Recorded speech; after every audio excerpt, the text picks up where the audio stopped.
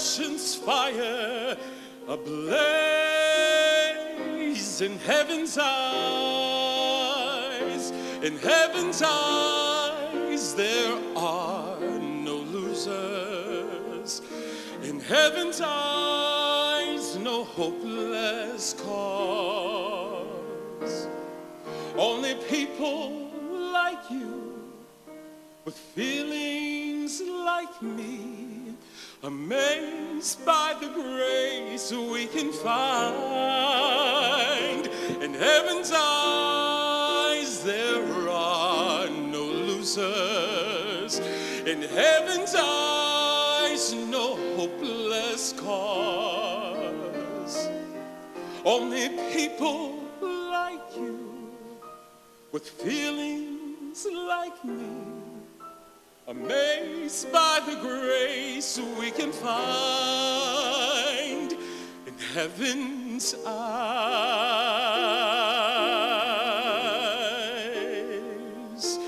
In heaven's eyes.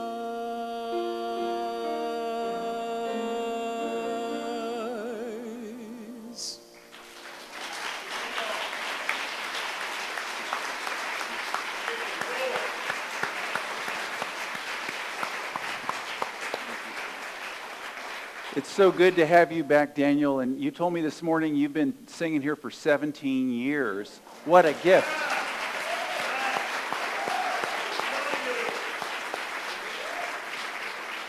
And, you know, as an old church organist, I love just listening to the accompaniment that you bring. It's beautiful. Thank you, Sean. Okay, then. I've been on a retreat with my son over the last couple of weeks off and on, and we've gone up a couple of times to Tarpon Springs to be with my meditation teacher, Jane Elizabeth Hart. And one of the things I got in touch with is that my mission statement, my vision statement, the purpose of my beingness in this lifetime has shifted. Now, you think of your purpose, your vision, as like a vehicle that you drive. Sometimes you trade it in. You know, Edwene Gaines, as you've probably read, if you've read her book, The Four Spiritual Laws of Prosperity, had as her spiritual mission, her vision statement, her purpose statement, to be 100% responsible for the abundance consciousness of planet Earth. Wow. I remember when I was in ministerial school in 1978, and she was in her second year, I was in my first year, and she told our class that that was her mission. And I remember thinking, my gosh, that's grandiose. That's, what does she even mean by that? But I didn't understand what the purpose of a mission statement, of a purpose statement, of a vision statement was. It wasn't something that was literal. You see, when she set that as her intention, to be 100% responsible for the abundance consciousness of humankind, of planet Earth, she wasn't saying that she's personally going to make everybody rich. In fact, she even says in the 9th chapter that Jesus states that the poor will always be with you. What she was saying was that she was responsible, taking responsibility over the consciousness of prosperity. Very much like I was thinking about this as a parent. I am 100% responsible for parenting my two children. 100% responsible. Whether or not they end up in Who's Who or win the Nobel Peace Prize, or I gotta, see their face on the post office wall, if you know what I mean. I'm still 100% responsible.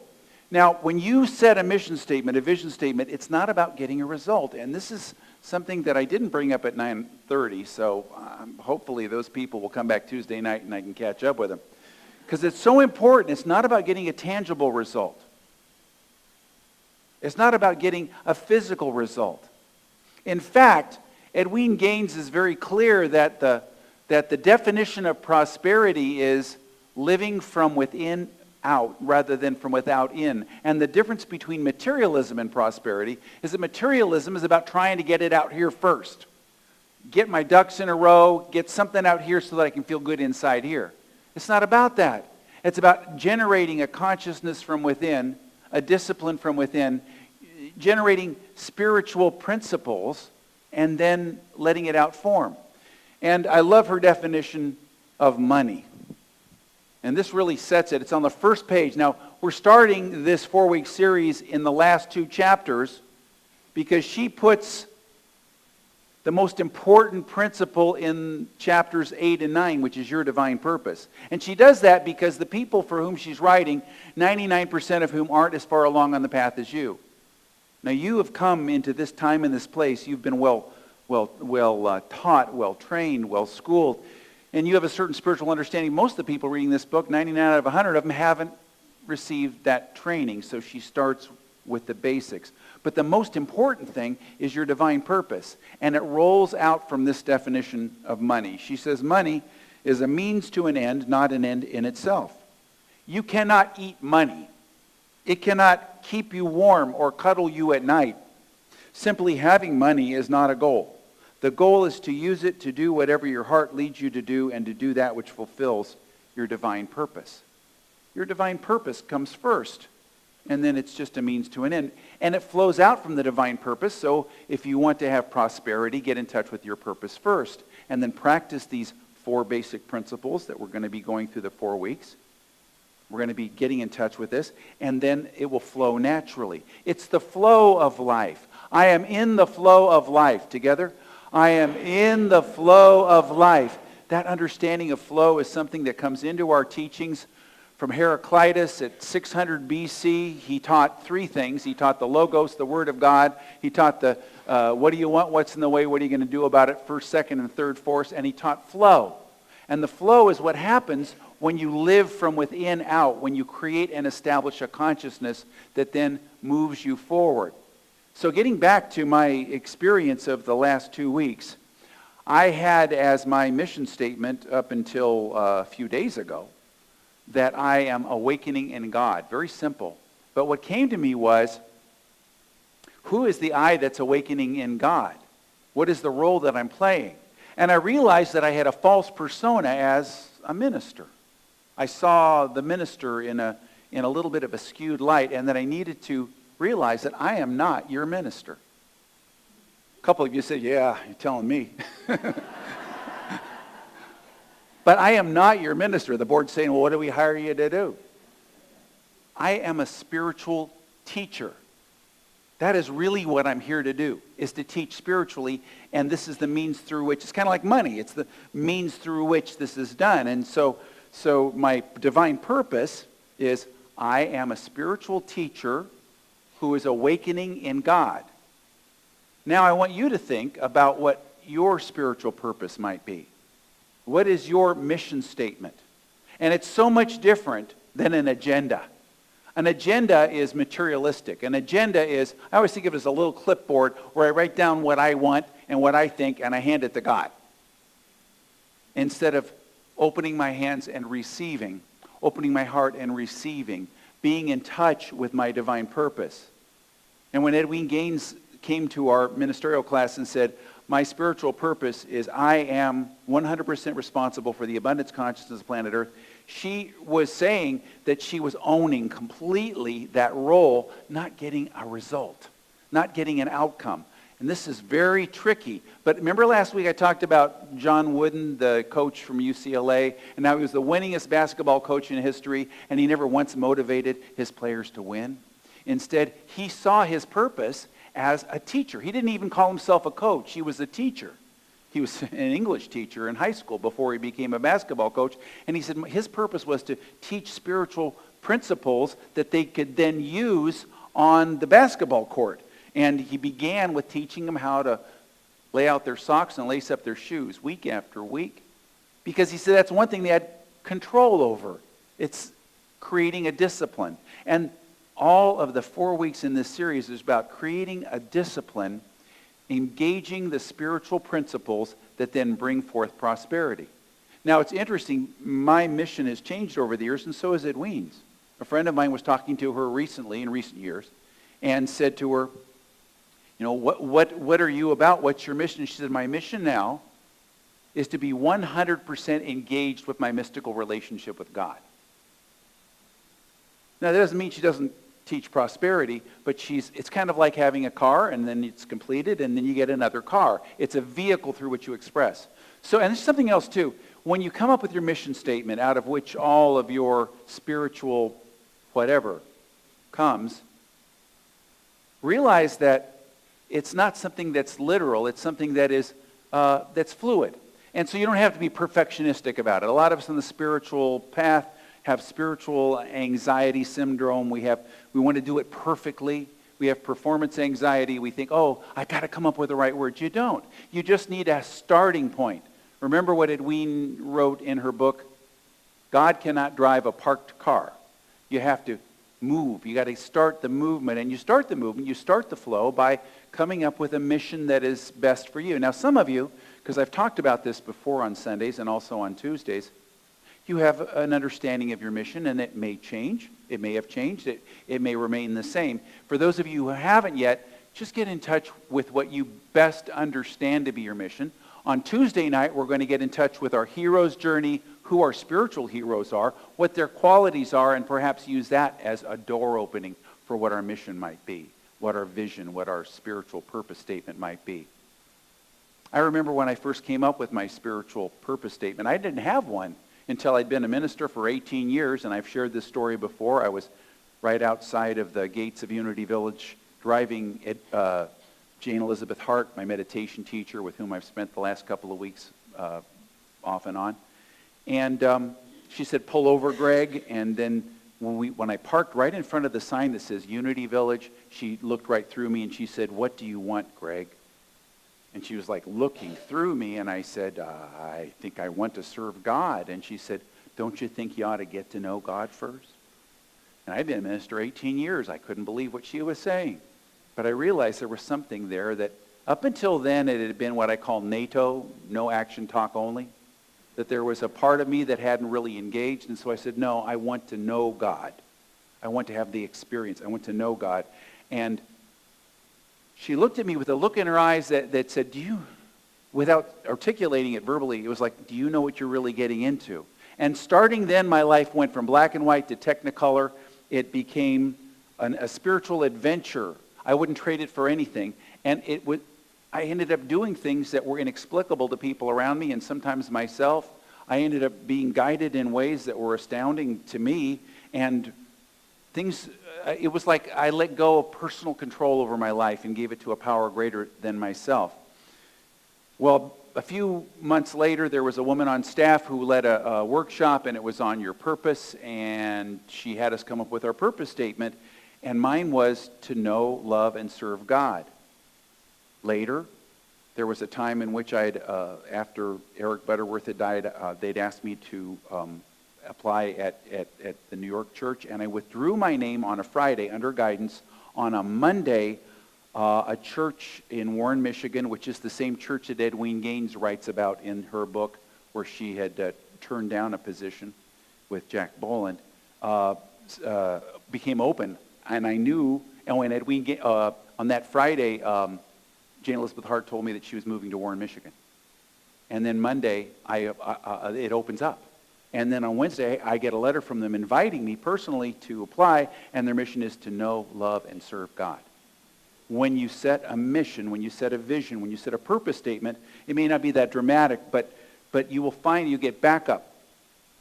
The universe will move with you. And for the next 5 years, I served in that position, and they changed their mission, and I changed mine. And so it was time for that to end.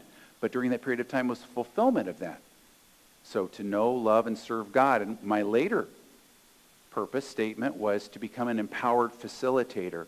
And since then, it was to awaken in God. Now I am a spiritual teacher who is awakening in God. Now, as I've been talking, maybe you've been thinking about this.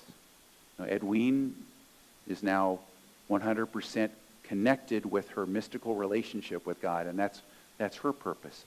What is it for you? How do you get in touch with your purpose?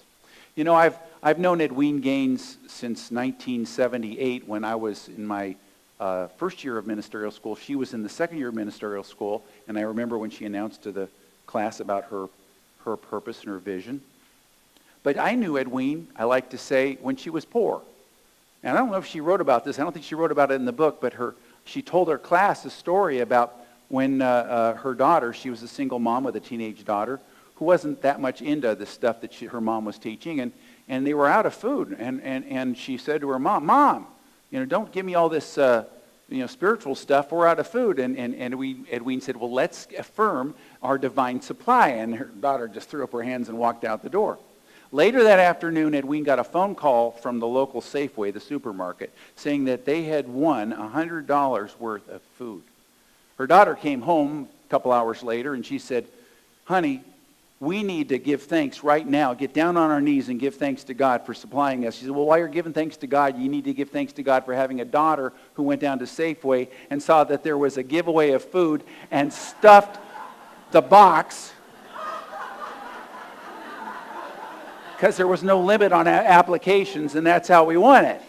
But God answers our prayers contextually. A friend of mine said, we don't believe in miracles in our church, we believe in ordinaries. Because the answer to prayer usually shows up in a very subtle way. You know that old famous story, we've all heard it, about the guy who was on the top of the roof and the waters were rising. He prayed to God to save him, and a rowboat came and he wouldn't get in it, and the motorboat came and he wouldn't get in it, and they dropped the ladder from a helicopter and he wouldn't get in it because he knew God was going to save him. And after he died, he's in the afterlife, and he says, I had faith. Why didn't you save me? And God said, well, I sent you a rowboat, a motorboat, and a helicopter. So we've got to be open to this. So Edwene Gaines, I've watched her journey over these years. And I also remember, because she graduated a year ahead of me, when she was offered the position with Jack Boland at the Church of Today, now Renaissance Unity, which was the largest church in the Unity movement. He offered her a fabulous salary with a fully paid condo overlooking the lake and a car and all these great things. And it was something that a ministerial school student would never receive. And she just couldn't quite pull the trigger on it. It didn't quite feel right because she lived from her purpose. She lived from her mission. And so she kept putting him off and putting him off. Finally said, I need to know by tomorrow because there are other people who would like this position. And she said, I'll let you know tomorrow. And that night she had a dream after she prayed for guidance of a finger coming down on a map of Tennessee, which wasn't a state she was that familiar with, and pointing at Knoxville. So she goes in first thing in the morning to the office in Unity, and she says, I want to be the minister of Knoxville. They said, we don't have a church in Knoxville. Oh, wait, we got somebody who wrote us, and they have a group of people who want to start a study group in Knoxville. She says, fine, I'll be their minister. So she ends up telling Jack Boland, I'm sorry, but I'm not going to take your position. She goes down to Knoxville, and they're only offering $600 a month in housing, but still, it's not enough for her to live. She said in the book, that's about my dry cleaning bill. So she said she took it into prayer, and she said, I'll let you know tomorrow. And they gave her a use of a car. She drove up through the Blue Ridge Mountains, and she was with a friend, and she said, boy, I need a burning bush. I need guidance, and I want to sign like a burning bush. And she said, back up. And she backed up, and it said, burning brush prohibited. She says, no. It's got to say burning bush. That's not good enough. Wouldn't it be funny if I turned the next corner, and she told us the story at the time, if I turned the next corner and it said Burning Bush, and they turned the next corner, a big billboard said Burning Bush Restaurant, Gatlinburg, Tennessee. They went there for breakfast. She accepted the position. Now, the point here is that she wasn't materialistic. If she was materialistic, she would have gone for the money. I've never seen Edwene Gaines make a single decision based on money, ever. She made her decisions based upon the fulfillment of her purpose. The fulfillment of your purpose is like a touchstone. My ancestors were in the gold rush in California, and I remember my grandpa had a touchstone that my mom rescued when he was going to give it away. And it was this little block that you use to find out if gold is real or not. And you rub the gold on it, and if it leaves a mark, it's real gold. And your divine purpose will show you what you should do, what you should not do, what you should divest yourself of, what should be on your not doing list, and also what you should do, how you should fulfill your purpose. So having a purpose really kind of separates the sheep from the goats in terms of your own experiences in life and where you invest your energy. So Edwene took that position, and she knew it was there to open her heart. When I left this church, I remember Nancy Norman and I both tried out in the church in Albuquerque, and whoever won would end up taking a massive pay cut. In my case, it was 80%. I was guided to do it. I did it. Now, you say, I didn't come here to a prosperity thing to hear about how to lose money. But what happened was I lived at the same lifestyle. Nothing changed. And when I left a position in 2009 at the height of the crash that was going on, I had 5 months where I wasn't employed. I had more money at the end of the year than at the beginning. And I took a smaller church because I was guided to do it. In our lives, it's not about the form. God is my source. Together, God is my source. And God uses the channels at hand. Together, and God uses the channels at hand. So Edwene Gaines had that experience when she was in Knoxville and grew with those people, that tiny group, and they grew in consciousness and prosperity. And she went on to greater things. And when she decided she wanted to make it full time, that she was going to be traveling as a prosperity teacher, she got in touch with me. And I was the person that put together her first tour. It was of Southern California, where my first church was. And I got 4 other churches, small churches, to join in. And she came and everything. And I found something very interesting, which I think will happen to you. Edwene Gaines is a catalyst. She moves into people's lives and triggers things for them. She showed up at my church, and she saw in our bulletin that I was going to teach a class on the Tao Te Ching, the Taoist teachings. And she said, Greg, here's $10. I want the audio series, and you're going to publish it, and you have to now because you owe me $10. And I was able to go to Unity Village. She said, so make sure you record it. And I did record it, and that's the recording we have in our bookstore. And then the next time she came to visit, something very interesting happened. She found out I was leading a healing meditation service, like we do on Tuesday mornings here at 10. But it was before the services on Sundays. And she attended it, and she said, Greg, this is going to be the most important thing you've done in ministry. She said, you've got to, again, record it, send it to Unity. And they published it, and they sold 45,000 copies. It was the most successful audio series or audio program they ever put out. The point of it is that she is a catalyst. If you allow yourself to be open to what she's teaching, which often, counterintuitively, is not about materialism. Materialism is trying to grab something in the outer and fulfill what's inside of you, but spiritual prosperity is the fulfillment from the within out. And it has nothing to do with outcomes. And that is the most interesting thing that I have such a hard time fully grasping in my own consciousness. The outcomes roll out naturally. It's not something that you're attached to. You're not attached to the outcomes. And she had an experience of this around that same period of time. It really tested her, she said. She was starting to become a little bit better known. And there was a small study group somewhere in the Midwest, Kansas or Nebraska or Oklahoma, can't remember where. But it was a small group, and and I don't think this is in her book, they invited her to come and do her workshop, and she knew it was a tiny group, and she traveled first class, and she could do the math and realized, well, she probably wasn't going to break even on it, but her attitude was, if you invite me, I will come, if you're willing to have me come. So she accepted this time. About 3 weeks later, and it was about 3 months from the date, she got a call from South Africa that said, we would like you to come and keynote this huge conference. You'll fly first class to South Africa. You will go on safaris and tour all of the southern part of Africa and stay first class in a resort and all these fantastic things. It was a dream come true, but it was on the same day. So she called up the small group. She knew there were only maybe 15 people there. And she said, can we move it, a couple weeks either way? And they said, absolutely not. We've published it in our bulletin. And in her heart of hearts, she knew it was a test. And she said, okay, well, thank you very much. Called South Africa and canceled. And said, I can't make it. She shows up at this little study group, and the offering was not sufficient to pay for her trip to the airport in both directions.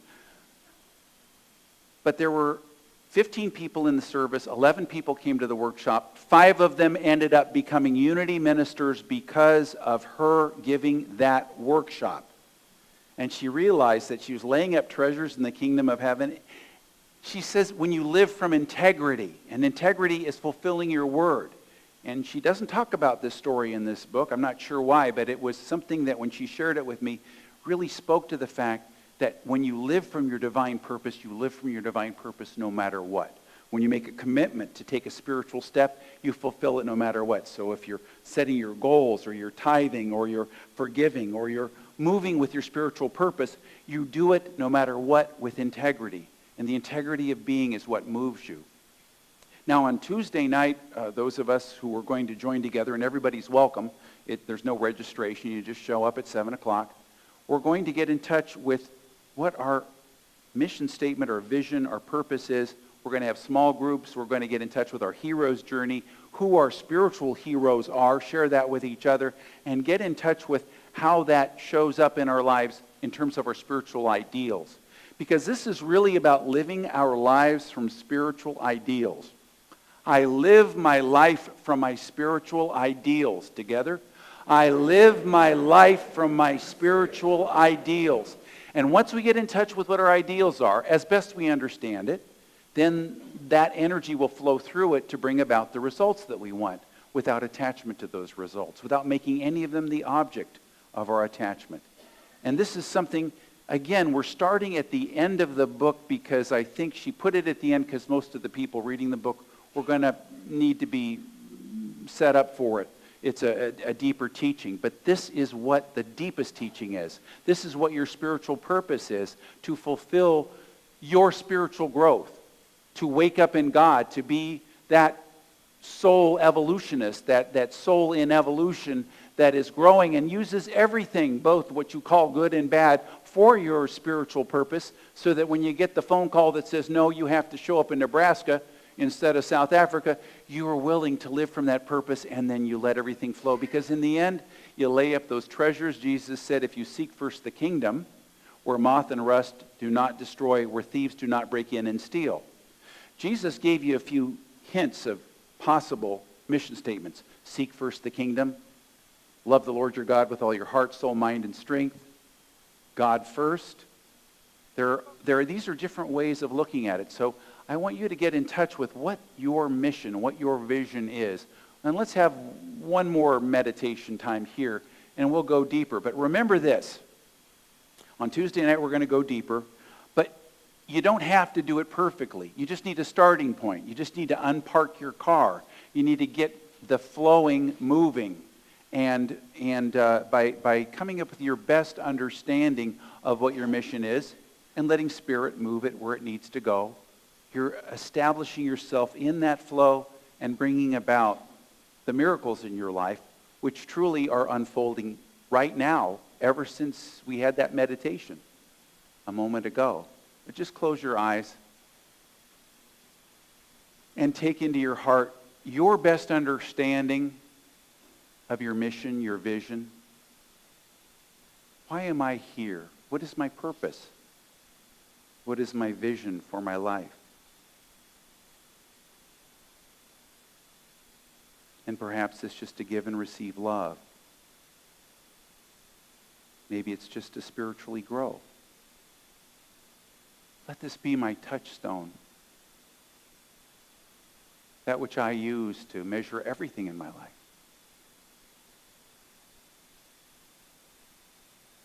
And I feel the energy in this room as the winds of Spirit, as I hoist my sail of my mission statement, my vision statement, my purpose, that is now catching these winds of Spirit and moving me powerfully ahead. Feel this now.